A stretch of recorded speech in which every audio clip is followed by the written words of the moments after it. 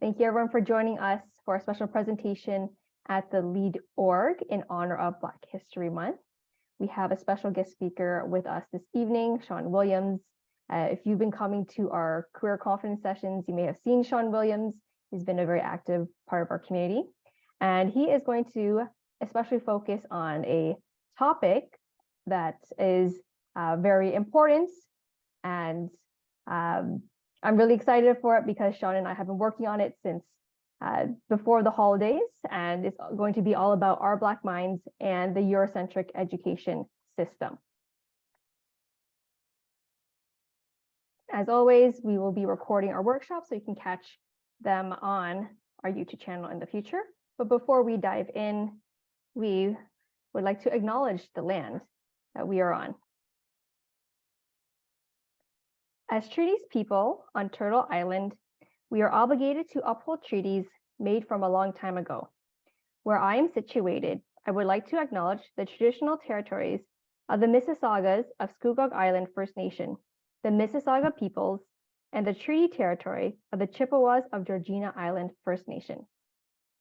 I also want to thank the First Peoples for their ongoing teaching of how we are to learn on the land and from the land, in partnership with each other, the animals, and the plants.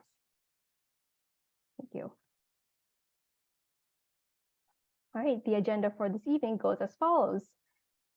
I'll let you know all about the L.E.A.D org. We'll go through some community agreements. I'll introduce Shon. We'll head over to the main event. Then towards the end, we will have some reflection time so you can complete our post-event survey and give your feedback. Then we'd love to hear your number one takeaways, and you'll have some information about our upcoming events. So about the L.E.A.D organization, which stands for the Canadian Multicultural L.E.A.D Organization for Mentoring and Training.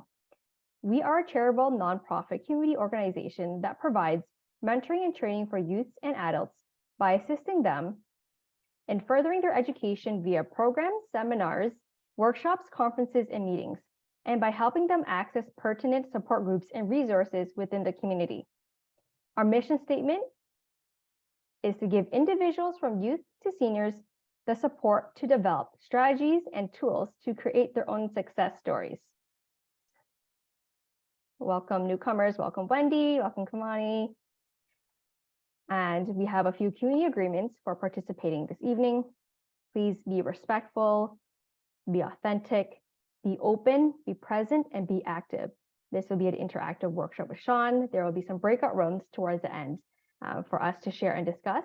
And I would like to especially emphasize the community agreement about being respectful. Those who do not participate respectfully will be asked to either leave or be removed from the room. Thank you. All right, so without further ado, I'm so excited for you to meet our amazing guest speaker, Shon Williams. He and I actually met this past August at a youth-related entrepreneurial event, and we hit it off very early on. I saw Shon's amazing talents as a podcaster and community organizer, and ever since then, we kept in touch, and I'm super thrilled to introduce you all to Shon today. So who is Shon Williams? Shon Williams is a 22-year-old podcaster, entrepreneur, and community outreach coordinator from Toronto, Ontario, Canada. His approach to the work he contributes to the community is through his activism and leadership surrounding issues in marginalized communities and the city. Shon prides himself in wanting the absolute best with his colleagues and for anyone he's ever contacted or engaged with. I can attest to that. It's been such a pleasure working with Shon. He thought, everyone wants a seat at the table. Instead of fighting over it, let's expand the table. So Shon launched his podcast called The Safe Room in May 2020. The Safe Room is to create an open space and environment that allows for unbiased and non-judgmental conversations in which individuals' opinions and ideologies aren't being ridiculed, underrepresented, or mistreated by others. 2.5 years later, His podcast has become the most consistent platform in the podcasting community, dropping episodes weekly. And I can attest to his podcast. I've listened to a few episodes, and they are chock full of amazing insights and wisdom. And with over 85 episodes under his belt, super impressive. He has featured major guest appearances from Juno Award-winning Montreal-based artist Tommy, Harvard graduate and manager of responsible innovation, global trust and safety at TikTok, Tony Morgan, and the Poet Laureate of Ontario, Randall Edgy. Shon has turned himself into a powerhouse while giving a stage for other creators / entrepreneurs to amplify their work. And so happy to have Shon here with us today. Shon is an absolute powerhouse, co-founder, creative, entrepreneur, creator of safe spaces. Please, everyone, put your hands together and give a warm welcome to our amazing Shon Williams. Over to you, Shon. Thank you. Thank you so much. First things first, I just want to appreciate all the people who came out today. I was not even expecting such a huge crowd. So the fact that there's a good amount of people in here, like I'm truly grateful for that. But yeah, just like Valerie mentioned, we've connected so many times leading up to this conversation, and I'm just really honored to share a little bit more of what's going to be talked about today. But again, one thing that Valerie did leave out that I did want to put out right now is that I'm also one of the co-founders for the Black Brilliance Conference. So Black Brilliance is basically a collective of students and individuals that focus on highlighting the accomplishments, but also the struggles of Black youth through student advocacy. So we've actually hosted a conference every single year since 2016.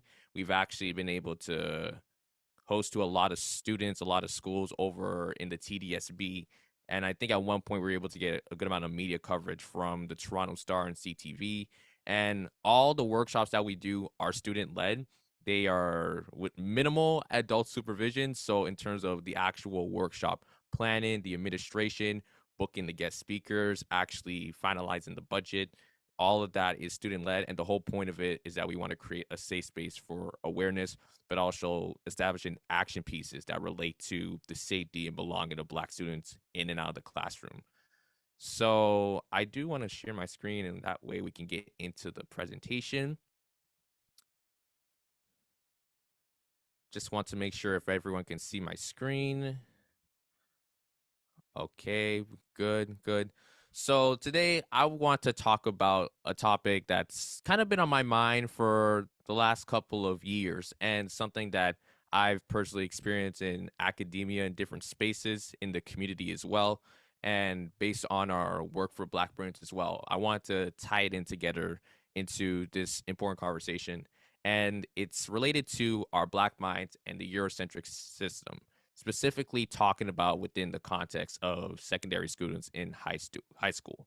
I wanted to speak on this, especially because I have a very deep and rich history when it comes to actually seeing Eurocentric curricula being presented to Black students, and what has that done and how much it has, had such a cultural impact for Black students. So I definitely wanted to bring this topic, especially since it's being Black History Month. I think there's no better time to really bring that discussion to the table.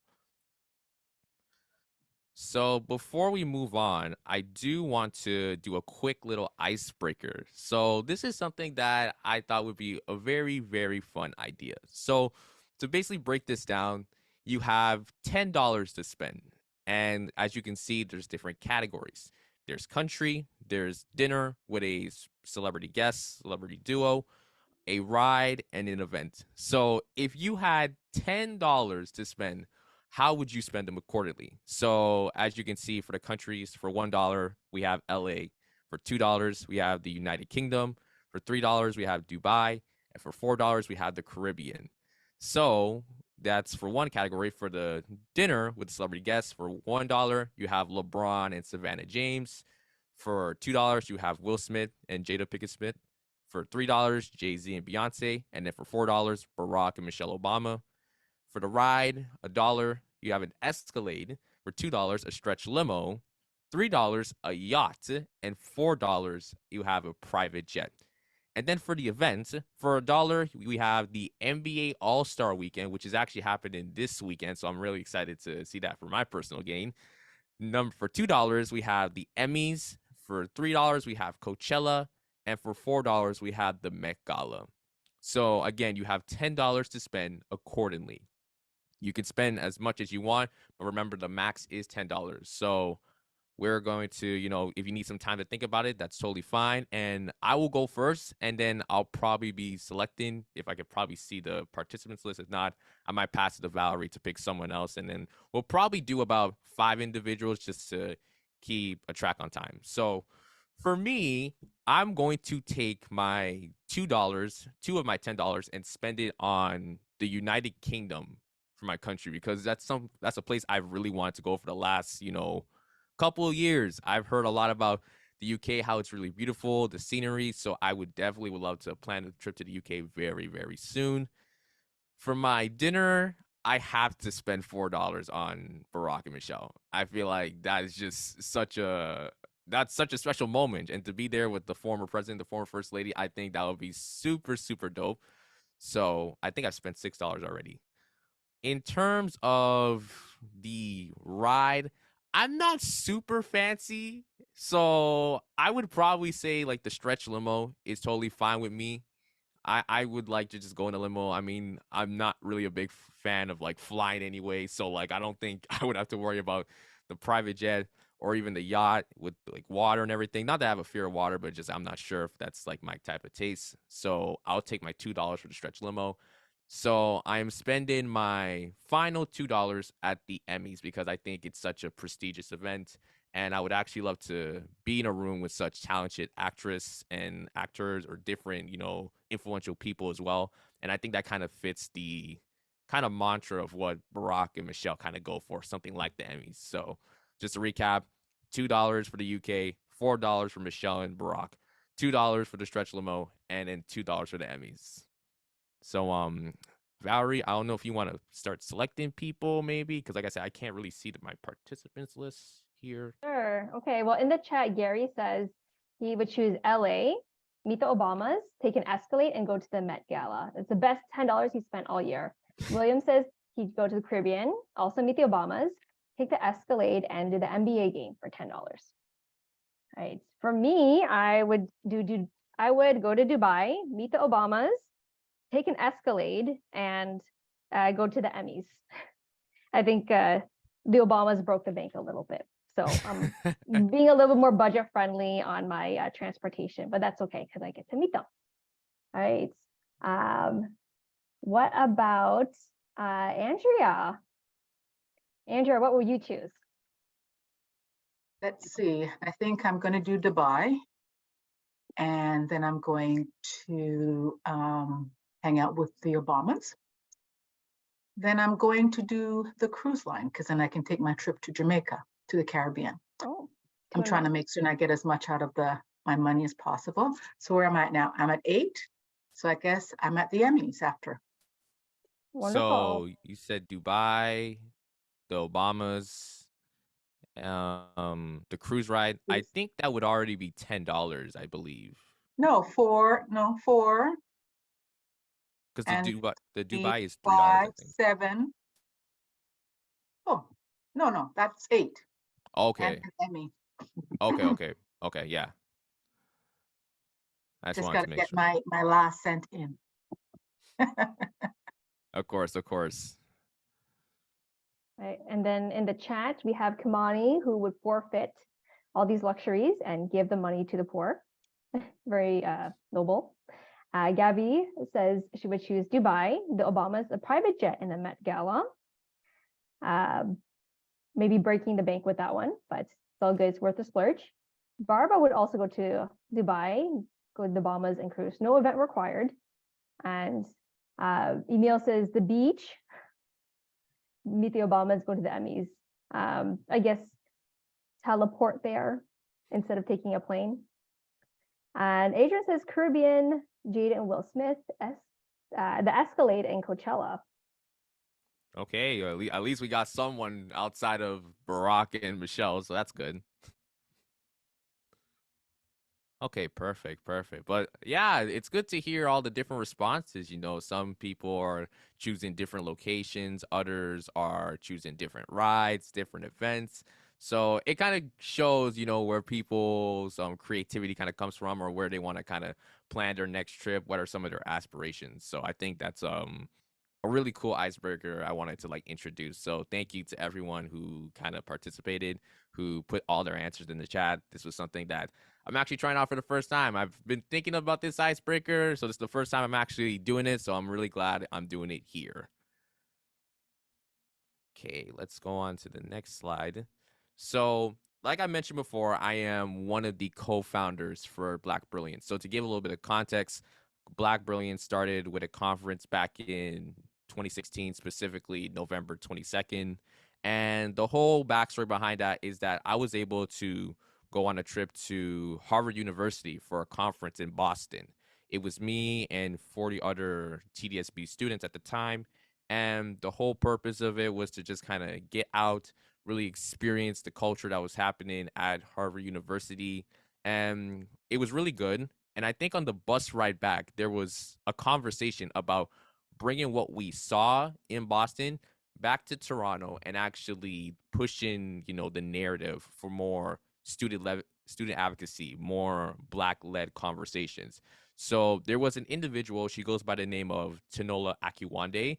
She put out the idea for a conference that highlighted, like I mentioned before, the accomplishments and struggles of Black youth through student advocacy. So that's what led to Black Brilliance. There was so much planning behind it in terms of actually building the cohort of members, actually working on the workshop material, figuring out who was going to be the guest speaker, where was this going to take place in terms of location, who was going to deal with the administration, what are the work sessions looking like. So there was so much to put together, but we were able to bring such a successful conference at the time that a lot of people were not only impressed, but they felt very safe when it came to the different conversations we had. So what we focused on in terms of Black Brilliance was addressing the issues concerning the educational systems in schooling, but our workshops aim to identify contemporary and historical subject matter that culturally impact the Black population and pushes for Black secondary students, but also students that are going into post secondary to be taught under an Afrocentric education model. So we've had lots of workshops that kind of talked not only on the educational point, but also on, the cultural significance, things that were impacting Black youth at the time, including police brutality, microaggressions, all stuff like that was being at the forefront of these conversations. So Black Brilliance focused on breaking down the Eurocentric curriculum that existed in classrooms for reform in learning that advocates for Black students to be the facilitators of their history and community. So all the workshops are student led with minimal adult supervisions. And I can testify to this because I was there for the first 2 years as a facilitator, and it was nothing where teachers got involved, like maybe like 10 or 20% at most. Most of the work was by students for the students. That's the slogan we live by when it comes to Black Brilliance. And for this conversation specifically, I wanted to mention the purpose of Black Brilliance because, again, our main objective for really pushing out our conference and what we're trying to do in terms of next step was to address the disparity gap when it came to the educational system, specifically under the lens of a Eurocentric curriculum. So, exactly what does that look like?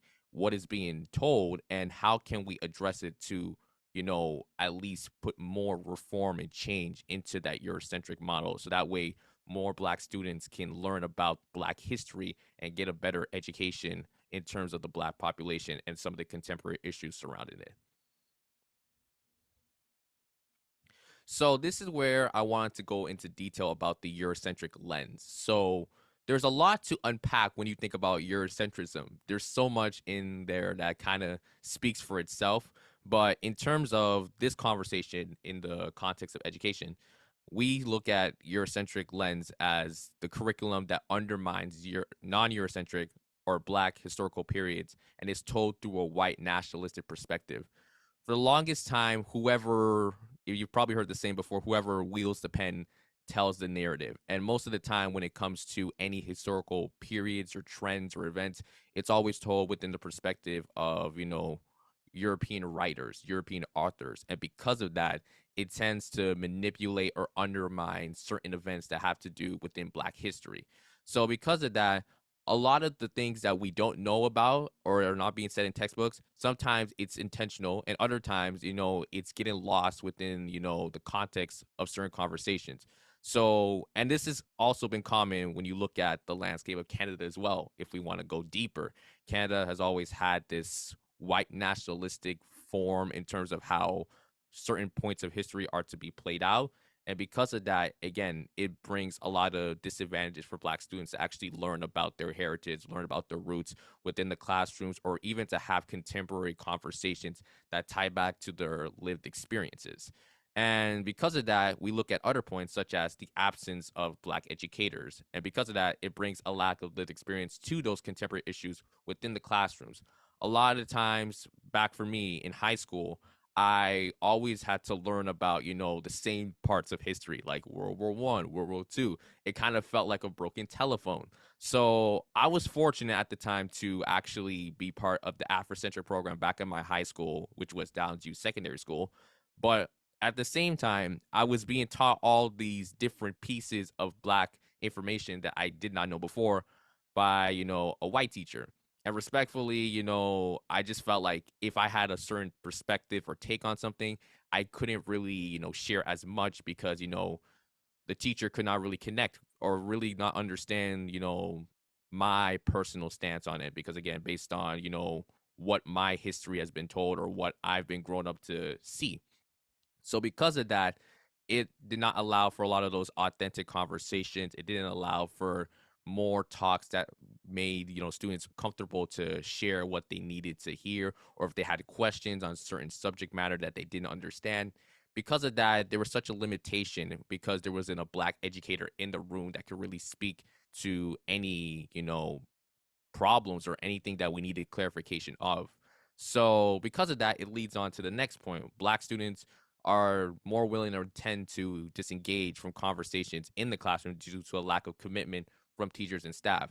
And like I mentioned before, I did have a white teacher who did teach such material, but there was also times where I had other non-Black teachers who would teach, and there was never a sense of commitment or wanting to actually help more Black students. It was more of they teach their curriculum because, it's their job description. It's because that's what they're supposed to do.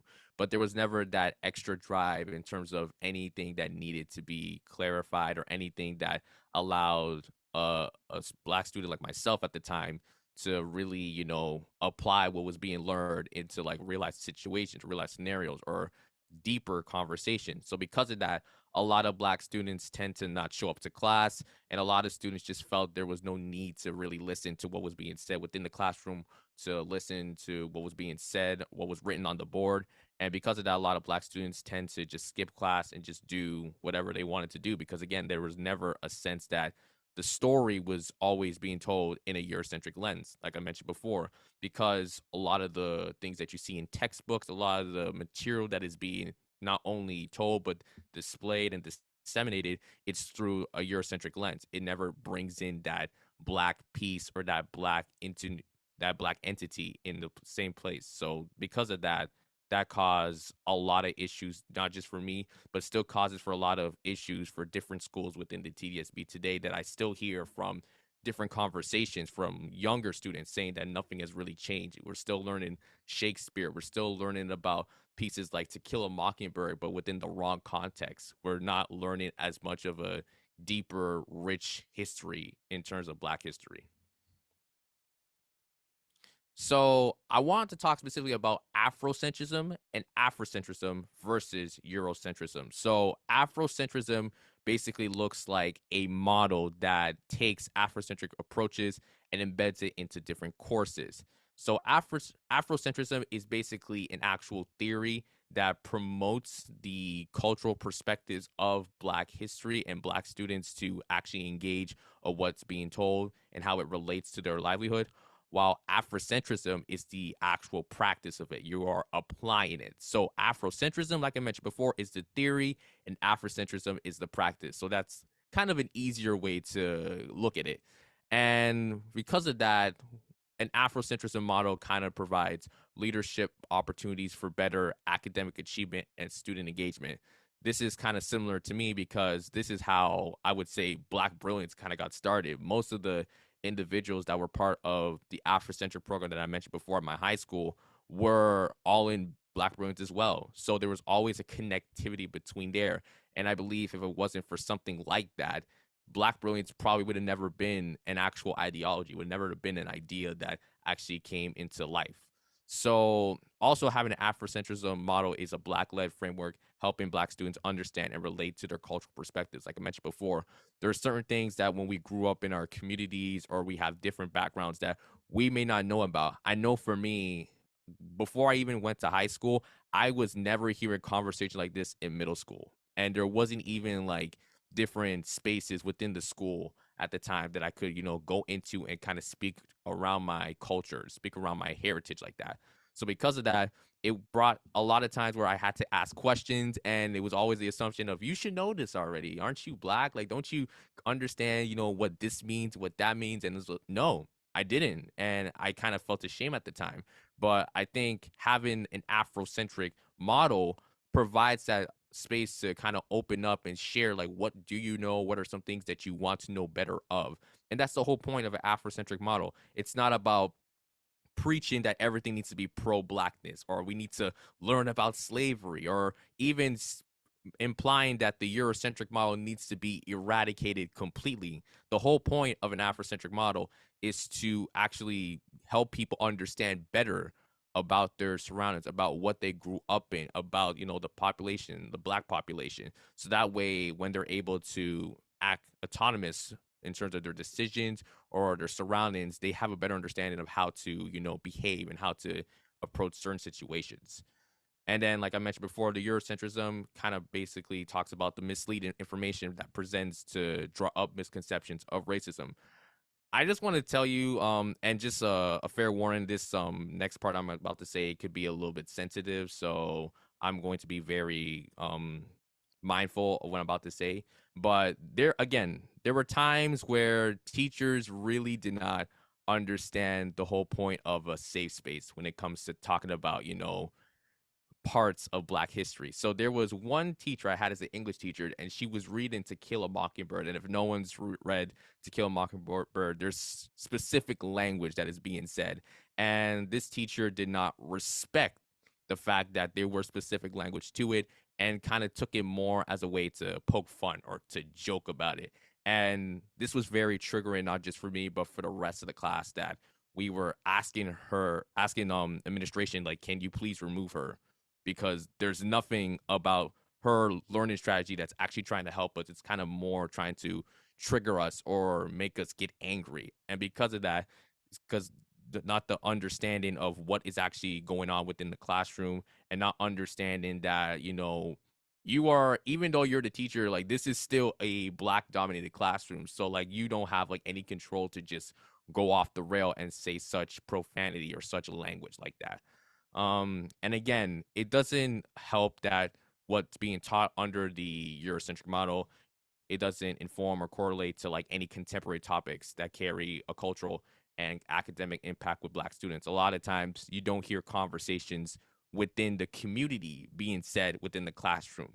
A lot of times you might see things where you will see anti-Black racism within the community. So for me, I grew up in Jane and Wilson near Jane and Finch, and that's been a very talked about place when it comes to, anti-Black racism and advocacy and activism.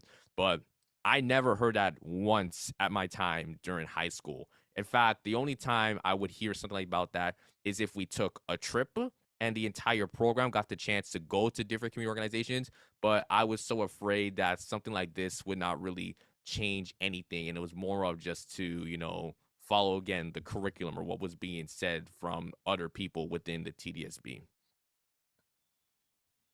So there's something I did want to show as well, which were the different findings. Now, at this point, I have talked about what Eurocentrism has been represented and how it tends to undermine the Afrocentric model to an extent, but there have been findings that have showed Afrocentric programs being a success and also been, a great positive contribution for Black students.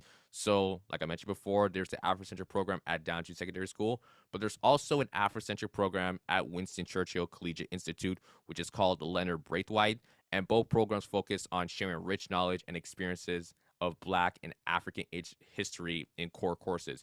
So this was basically for grade 9 to grade 10 core courses. So that related to math, English, science, the arts. And again, these were at the time to promote more Black education within these spaces, allowing for more Black students to realize, not only their roots and their heritage, but also their potential in terms of academic excellence as well. And what also happened later in the year 2020 was the Center of Excellence for Black Student Achievement. And this kind of came around the time of the whole George Floyd and Breonna Taylor incident. And a lot of parents, Black parents at the time, wanted to see more initiative from the TDSB of actually, putting these issues within the classroom and speaking on it again to let students know of what's actually going around, not only within the school, but what happening in the communities, like I mentioned before, because those conversations aren't being said or not being brought up to the table. So again, it talks about the academic success and a brief, excuse me, experiences of Black students using research methods across schools in the TDSB. And what also the Center of Excellence for Black Student Achievement did was introduce Black Studies courses. So these were courses that, Black students could take, including sound messages, politics and action, equity and social justice from theory to practice, deconstructing anti-Black racism, the African diaspora, and redefining the mandem. So these were Black study courses that Black students could take and again learn more, get a deeper dive and understand more about, the Black history, the Black population, but also have more open-ended conversations that apply to again their lived experience, but also allow for, a different structure in terms of outside of an Afrocentric program, having actual courses that speak profoundly to Black history. Because most of the time with Afrocentric programs, it was a mix of Eurocentric with Afrocentric. It wasn't fully Afrocentric. It was more just having Black students that constitute under an Afrocentric program. But the Black Studies course were more heavily concentrated on having Black subject matter that were being disseminated and pushed for Black students. So, with all that being said, there were pieces that I felt that still need to be addressed, and not to look at this as a negative connotation, but more of just what needs to keep going in terms of a conversation. Just what are some certain talking points that should be mentioned and also be continued to be talked about rather than to mention it and then never get back to it in terms of a follow up. So, one thing that I noticed is that there was a late trend of Afrocentric programs slash Black student associations being introduced within the last 6 to 7 years. And I do feel it has to do with what Black Brilliance has done ourselves. Again, we have created such a impact within the TDSB that schools have actually done spin-off conferences from our Black Brilliance Conference and have actually started Black student associations as well. Some of the schools include Westview, Northview, Winston Churchill itself, and it's actually been something that we're really proud about because again at the time being there was a story where a lot of teachers and educators in Downsview at the time didn't even want Black Brilliance to happen. They felt the name Black Brilliance itself was actually a negative representation, saying why does it have to be Black Brilliance, like, I don't understand what's the meaning behind it. So the fact that at the beginning it wasn't received well from actual staff and administration in our school to now multiple schools are actually doing spin-off conferences and their groups for, our conference kind of shows the testament of what we were able to do. And again, most of these schools started to actually build these Black student associations. And because of that, it was mostly because nothing that was actually being said in the classroom. There wasn't actual conversations or not enough conversations that related to the cultural perspectives of Black students being said in the classroom. So because of that, that's what led them to have these spin-off conferences, and that's what led for them to have these Black student associations. So that was something I realized that's been happening recently, and it kind of goes to a testament that if there wasn't something like Black Brilliance, it makes me wonder what would have happened within those few years. Would there have been still a huge increase of Black student associations? That's not for me to say, but I definitely think it kind of shows that once Black students take control of their education, it definitely starts to have a level of accountability to amongst the TDSB in terms of what are the next steps. And the other issue I did mention before was the Black staff representation in the classroom. I did read a couple articles during my time when I was part of Black Brilliance, and I found that there are not a lot of Black educators in the TDSB, and because of that, it doesn't allow for the importance of the accomplishments of Black history to be heard. And again, non-Black educators fail to capture that, and it doesn't allow for those very authentic but also vulnerable conversations to be heard. One thing about our platform with Black Brilliance is that a lot of students felt safe to just open up, not only about what the subject matter is being said, but about their own personal experiences. We've actually had like students come out there crying from our workshops because it was so vulnerable, but yet it allowed to really understand and get self-reflection of not only for themselves, but just how Black people are represented within society and within certain spaces, such academic spaces as well. So we believe that with Black educators and having a more high volume of it, it does allow for students to at least open up a bit more. And it's not to say that I'm here to tell you that there isn't Black educators within the TDSB. I haven't been to TDSB for a long, long time, since 2018. So, but I do know I've visited back there, and there have been a lot of Black educators who have been not only teaching classes, but have been there as guidance counselors and actually been there as support systems for Black students, which I think is absolutely beautiful. But I think it's about, again, not looking at this as a negative connotation, but making sure that this continues to be a consistent thing. Because again, a lot of times we tend to put in the work on something, but if we don't see that significant change, then we tend to give up immediately. And that's what I took about these points I wanted to address in terms of not looking at it as a bad thing, but let's actually keep this up. We see that there's a late trend in Afrocentric programs and Black student associations. That's okay. Let's start a new trend where this becomes a consistent thing. Or how can we build more of these for all schools within the TDSB? There seems to be more inclusion when it comes to Black staff representation. That's great. How can we implement more? How can we actually get more Black staff in those positions? That's something that I wanted to really highlight with this specific slide right here.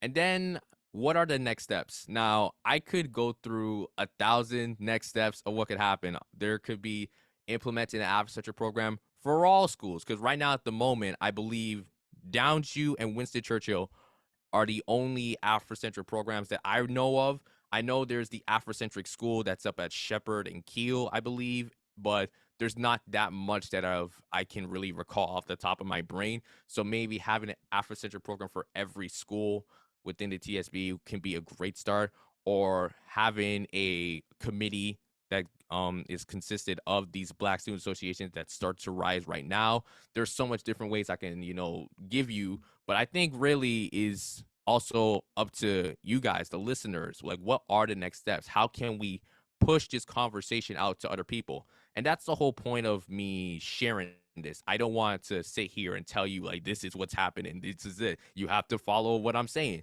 No, it's more of this is what I want to talk about. How can we push this out to more people so they know? Because like I said, I've been fortunate to actually sit in certain spaces and hear the different conversations, which is why I'm sharing this with you right now, but other people haven't. So when I tell them this, when I told Valerie about this, like she was stunned. She was like, wow, like I can't believe like all this is happening, or like I'm surprised no one really talks about this.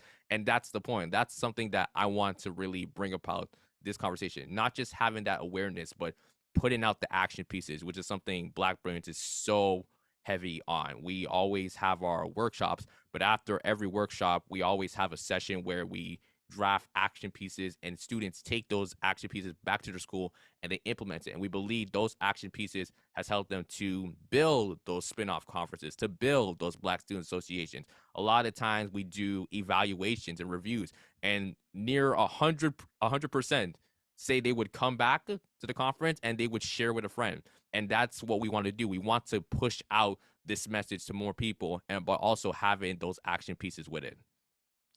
But that is all I have for this presentation. So thank you for listening. Thank you so much, Shon. So before we move into more discussions with breakout rooms, I just want to take a little commercial pause here to get everyone to reflect on everything that we've learned with Shon and fill out our post-event survey. So I am just going to share the QR code. So for those of you who would like to fill out the workshop survey by your phone, you can capture it now on the screen with the QR code. I will also include the link in the chat. Give everyone who wants to use their phone a sec while we pull the QR code.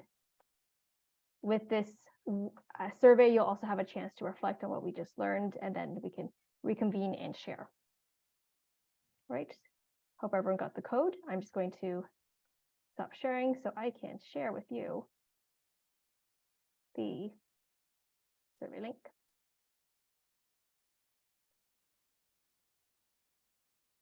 So let's take about 5 minutes at the most. It should only take maybe 3 to 4 minutes to fill out. Here it is in the chat.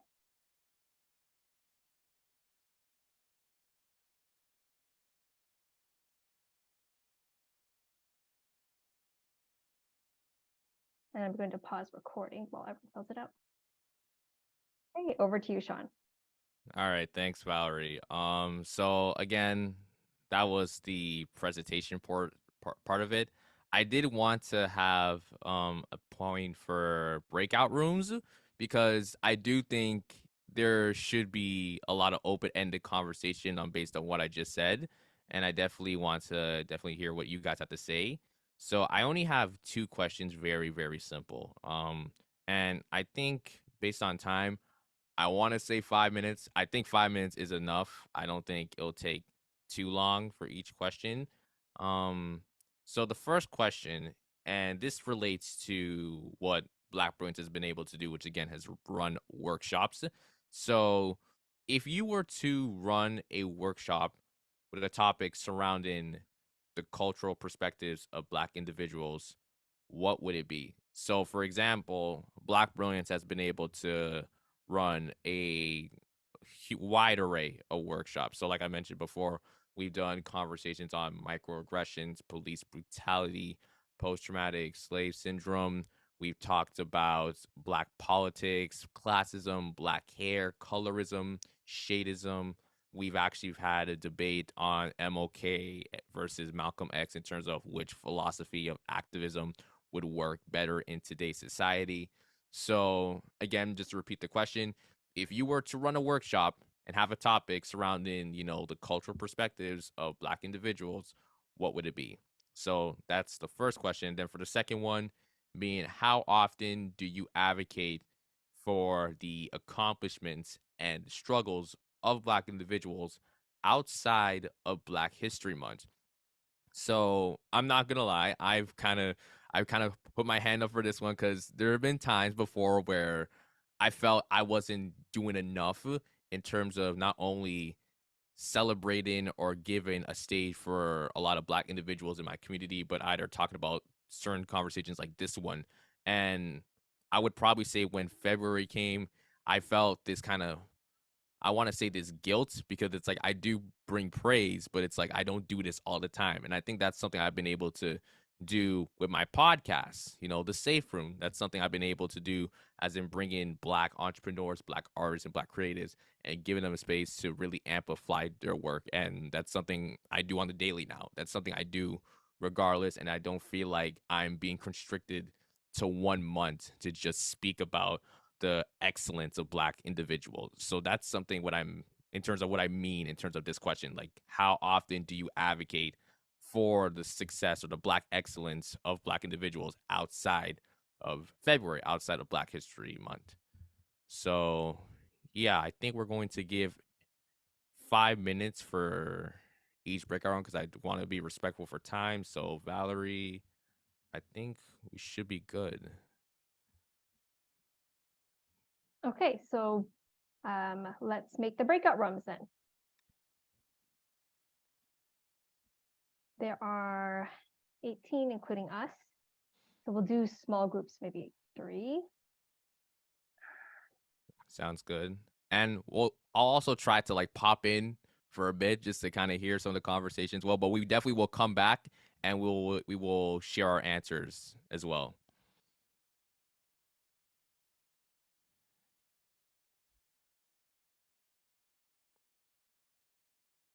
Okay, I'm gonna do maybe 5 breakout rooms. There'll be 3 to 4 people in each. Does that work, Shon?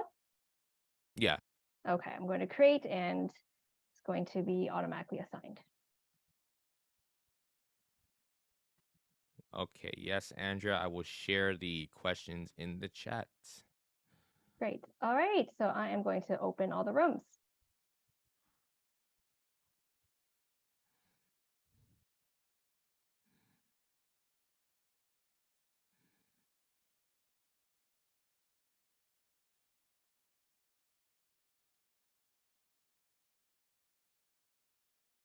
I'm going to pause the recording. Okay. Perfect. So, welcome back from the breakout rooms. I hope some of the conversations went well. I'm pretty interested to hear from a couple of you in terms of the questions. So, I'll probably select some. I might want to start with the breakout room I was in because I was there the entire time and we were having such a great conversation. So either Emil or Kathy wants to start first. That's totally fine. Go ahead, Kathy. Okay. Well, we had lots of conversation. One thing we talked about, I said as an idea for a workshop or something was helping our young people find their voice and know how to advocate in spaces where they may be the only Black student or there might be 1 or 2 and maybe not even a Black educator. So, and we talked about how like BSAs and things like that can give them space that then they can go out into the other spaces and make space for themselves, make sure that is happening. And we talked about the importance of kind of coming together as groups. And we talked a lot also about the point about Black Brilliance being student-led for students and how we kind of as the adults, because Emil and I were there, so we're not the young people ourselves, but how we as the adults can come alongside and, help with that, I think. Yeah. Perfect. Thanks, Kathy. No problem. Yes. It was I had a great time discussing that. And I know the second question was related to how often do you advocate for the accomplishments and struggles of Black individuals outside of Black History Month, and we did have a pretty interesting, take on it. Because again, most of the time it's that double paradox of, well, you're supposed to celebrate it every single day, with some, Black individuals say. But then once February comes, do you feel like there's an immense pressure to intensify it more? So Yeah, that's what I was saying, how every February, I've just kind of realized this, that it's stressful. Like it has to be February and you feel like, oh my gosh, have we done enough? Are we doing enough? What am I should be doing for the Black students? And then February finishes and I feel like some relief because whatever we did and it's passed. And it's just a weird month for me always. Yes, thank you for sharing, Kathy. Thank you so much. If anyone else wants to share, you guys can just raise your hand and you can unmute yourself.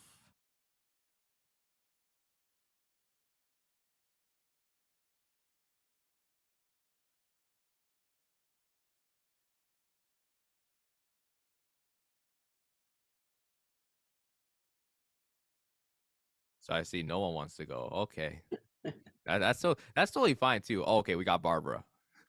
So we talked about, I guess getting back to that core sense for students and individuals around, what being Black means in the essence of how they see themselves within the Black culture, how they see themselves interacting with the world at large, because we are so diverse, and then there isn't that one thing, like we're not from the same country, we don't all speak the same language, we don't have the same religion.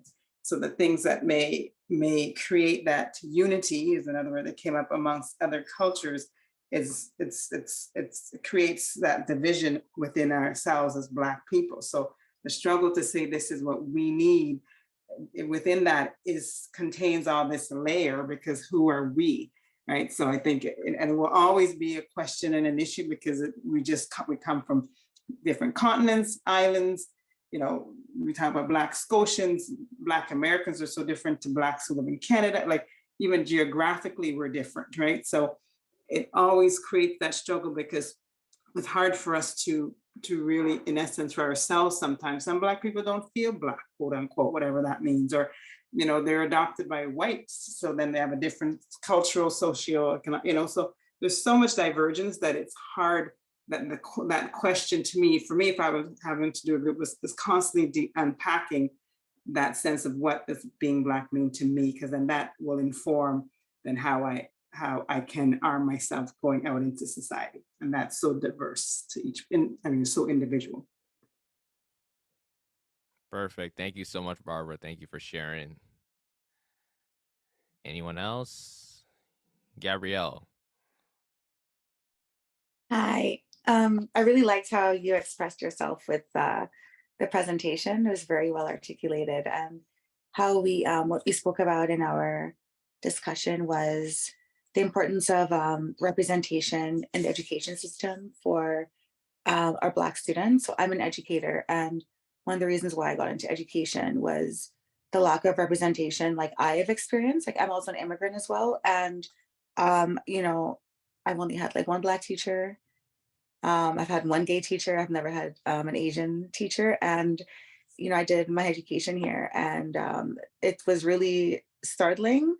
And also the thing is, with the representation is like, we can deeper connect with those families and those students who are having a hard time, and also advocate for them, right? Like I didn't have anyone to advocate for me who was an immigrant and my family. And there's a lot of challenges with that, right? And it's funny because even though I had somewhat of a challenging experience in the education system, and I'm currently an educator, I see it as like, I would say my role to, you know, further advocate for like my Black students who I, you know, teach their families, and also just to be a positive role model for them, because I didn't have that growing up in Canada. And just creating that safe space, right? Like having, you know, a teacher understanding what's going on. You know, even my Asian students and my Latino students feel very comfortable speaking to me, because, you know, I'm one of the only Black teachers in my school, and this is Toronto, right? And I have a very good friend. She's a teacher as well, and she's Chinese.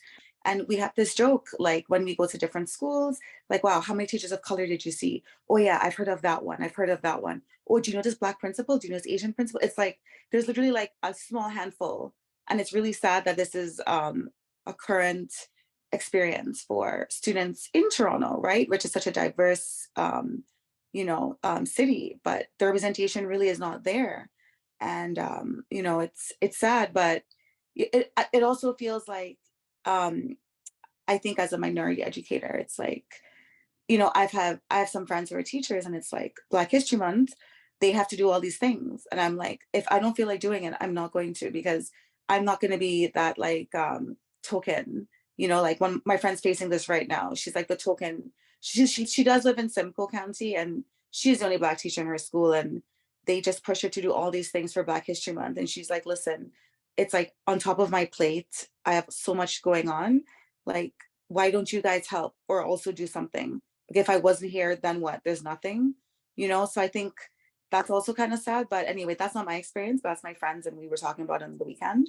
But yeah, we were just talking about literally the importance of representation to change the trajectory of those students. Because frequently students, they're labeled as like behavioral, or, you know, they're not able to do things, and, you know, like such negative, you know, labels. And it's like, well, no, like what's going on with the student? What's going on at home? Like, let's take a deeper dive into the child's whole experience, we can better support them, you know, versus just labeling them and then just blacklisting them. Yeah, I'm not going to deal with this kid. So I think the representation is extremely important. Yeah. Thank you, Gabrielle, for sharing. I think you're doing some amazing work. Thank you. I think we could probably take one more. If not, we could probably just wrap things up.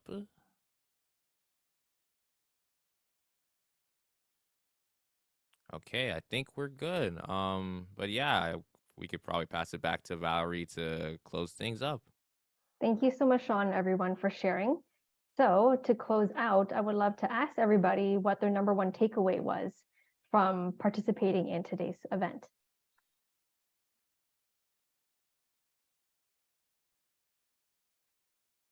You're welcome to share in the chat. Kimani. Yeah. Hi, everybody. I think my takeaway is everything that Shon said, every single thing. How, you know, like the person said before, he articulated it, and, you know, just the new information and his own honesty of what he said as a Black person he should have known, but he didn't know and did all that stuff. He's doing a really, really, really good job. So, I mean, the takeaways is everything that he said and that he's doing, and that's kind of like I can't sum it down to one thing. And you know, there's a lot happening, but just knowing that young people and you know, like with his podcasts, another connection there. It doesn't stop here, right? And just the conversation, like the person said before, they may feel like a token or you know, there's nuance to this. So it's a lot of ups and downs, in and out. So my takeaways, the entire the breakout room, along with everything that you and Shon kind of highlighted. So yeah. Thank you, Kamani, for sharing. And we have a couple of shares in the chat as well. Barbara says, we need to continue to challenge the education system to be more inclusive. Yes, agreed. And Juliet says, we need more diverse representation in our schools and academic institutions in our curricula. Indeed. And Kim gives a shout out to Shon for his amazing and inspiring work and for advocating for children and youth to encourage them further in Black brilliance. Wendy enjoyed the content of the session and enjoyed chatting with Vincent in the breakout room. And email says to learn from the lived experience of Black youth and enable them to lead. And Gabby says, thanks so much for the event. It was well put together, and I agree. And William appreciated Shon's openness and desire to consider new approaches. I can echo all of that. This has been a really amazing event, Shon. Very well done. You're welcome. All right. Any last words from you, Shon? I just want to say thank you Wendy. to everyone showing all the love and appreciation, the chat and everything. This was like so hard. You cannot imagine how hard I wanted to like put this together that allowed for me to kind of share, you know, again, what I've learned, what I've experienced, and just really open up with everyone here and to hear all the different feedback. I really appreciate it. So I just want to say thank you for allowing me to be in this space and share, you know, my personal experience. Thank you for allowing me to share Black Brilliance, because this is something that's like really passionate about, something that's I consider as my baby. A lot of the co-founders that are part of Black Brilliance, we consider it as our baby. We cherish it so well. So thank you so much for this opportunity. You're very welcome. There's a lot of similarities with us at the L.E.A.D org, and we are actually joined by the original founders and directors today. We have Wendy, Dr. Juliet, and Kathy, as well as Astrid. They are all the founders of the L.E.A.D org. So we have a lot of similarities with our strong advocacy of youth. So we're really happy that we had the opportunity to collaborate with you, Shon. And just want to move on so we could wrap up for the night. I want to give a shout out to our next speaker. Whoops, that's not the right one. Actually, I'm just going to hand over the mic. If you don't mind me, William, shining the spotlight on you, I'm going to shine the spotlight on William because he's actually going to be leading our next career confidence chat happening next Wednesday, February 22nd from 7 to 8 p.m. It's going to be all about how to leverage your career for the long haul. So I'm just going to pass the mic over to William to talk about his upcoming events. Thank you. Yeah, thanks, Valerie. So it's actually great to have some of the original directors on the call here tonight. I'm a graduate of the L.E.A.D program in 2011, which is the same year that I actually started working. So in the session next week, we'll engage in an open discussion about building professional leverage and just taking a long-term sustainable approach to career building. As we know, one of the mantras of the L.E.A.D program is when opportunity knocks, or, when opportunity doesn't knock, build a door. So, in the corporate world, that means identifying opportunities to contribute, to prepare yourself, and seizing those opportunities to refine your skills and earn progressively responsible positions, if that's what you want. So yeah, I look forward to that discussion. It's crazy that it's been 12 years already, but now I'm I'm mid-career professional and looking I forward to know. share I was some just things gonna that I've say, learned. no, it's been that long. Oh my God, you're an old man now. Exactly. I know. So yeah, Wow. so it's gonna be great, and looking forward to discussing. Likewise, thank you so much, William, for sharing that. Everyone look out for the link. It will come out soon, but please save the date for now. Let's support William, and I can't wait to hear about every nugget of wisdom he has to share. We've been discussing the event for a while, and yes, I'm very impressed that William, from a very young age, he grew and blossomed his career, and he had this long sight. So I'm really happy that he can share that with our audience, because oftentimes we don't think about our career in the long haul. And William's an example of someone who's done it. I just want to go back to here. I will also be leading an event the week afterwards, how to level up with LinkedIn. So you're welcome to join. We're going to start with the basics of LinkedIn so you can use it as an amazing platform to expand your network. But we had a question in the chat about Shon's podcast. So the name of his podcast is The Safe Room. And here is some information. So you can follow Shon, keep in touch with him. IG, Shon is very active on there. This weekend, Shon and I actually got together. It was our very first Instagram live on our L.E.A.D org channel. So we had a great conversation to promote today's event. So follow Shon. He's super active on there at The Safe Room Official. He's also very active on LinkedIn. You can find as Shon Williams. Email him at Shon_Williams@hotmail.ca. And the other information can be seen below.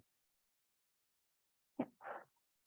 Oh, and I just want to add as well. So I'm closely approaching 100 episodes for the podcast. So like, wow, whoever's in the city in Toronto, I might give you like a little shout out or invite, because I'm hoping to do like a little celebration for that very, very soon.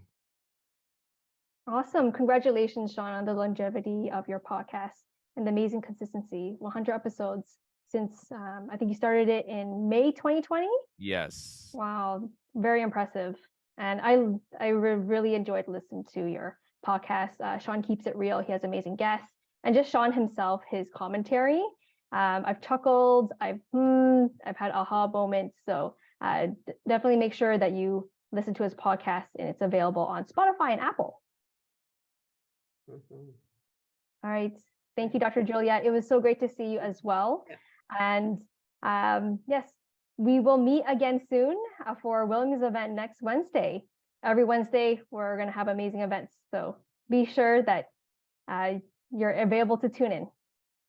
And you know where else to follow us on social media at L.E.A.D.org, at Instagram.